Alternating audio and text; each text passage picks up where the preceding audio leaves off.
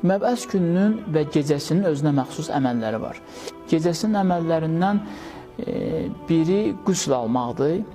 Yaxşıdır ki, insan məbəs gecəsində qüsl alsın. Məbəs gecəsinin qüslünü alıram, qurbətən ilallah. Ondan sonra məğrib işa namazlarını qıldıqdan sonra bu gecənin 12 rükət namazı var. Namazlar forma etibarilə sübh namazı kimi qılınır, fəqət niyyəti ayrı olacaq.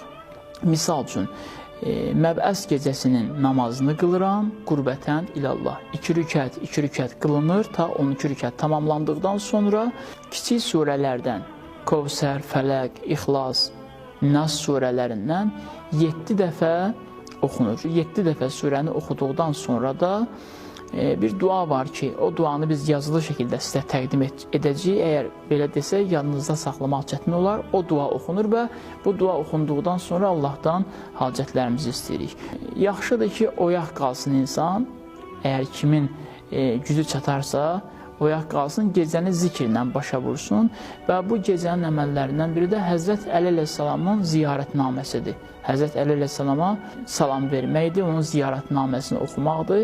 Məbəs günün əməllərinə gəldikdə isə bu əməllərin arasında ən təkid olunan əməl oruç tutmaqdır. Məbəs gününün orucunu tuturam, qurbətən ilallah. Bunu da qeyd edim ki, hər kəsin qəza orucu varsa, müstəhəb oruc niyyət etməməlidir, icazəli deyil. Qəza orucundan tutarsa, Allahın rəhməti genişdir, elə məbəs günündə oruc olduğuna görə bu günün səvabından da mütləq faydalanacaq.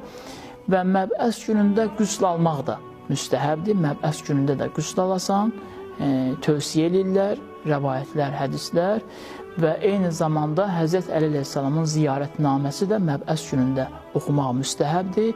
Bundan əlavədə məbəs gününün gecəsində qeyd etdiyimiz 12 rükət namazı günündə də qıla bilərsiniz. Və əsasən də bu günlərdə tövsiyə edirlər ki, çox salavat deyin, zikr eləyin. Salavat zikr eləmək ki, elə bilirəm, hər birimiz üçün çox asandır. Allahümmə salli alə Muhammed və ali Muhammed. Bu zikri çox qeyd etməyimizi tövsiyə edirlər. Elə daha məntiqə uyğundur, çünki bizim bu gündə Allah bizim üçün bir peyğəmbər göndərir, peyğəmbər seçir və bizim dünyamızı və axirətimizi abad edəcək bir şəxs peyğəmbərliyə seçilir və bizim onun üçün göndərdiyimiz salavat da ona olan bir təşəkkürümüzdür, səmimi diqqət göstərməyimizdir. Allahdan bu gündə və gecədə hər birinizə ixlaslı ibadətlər arzu edirəm. Allah Peyğəmbərin ehtiramı xatirinə bütün müsəlmanları bir-biri ilə mehriban eləsin və Peyğəmbərimizin ardıcılı olmaqda, Peyğəmbərimizin ardıca daha doğru düzgün qədəm atmaqda, yol getməkdə, bu dini yaşamaqda Allah hər birimizin əlindən tutsun. Bir daha bayramımızı təbrik edirəm. Bizləri də bu gecədə, bu günlərdə dua etməyi yaddan çıxartmayın. Allah ibadətlərinizi qəbul eləsin.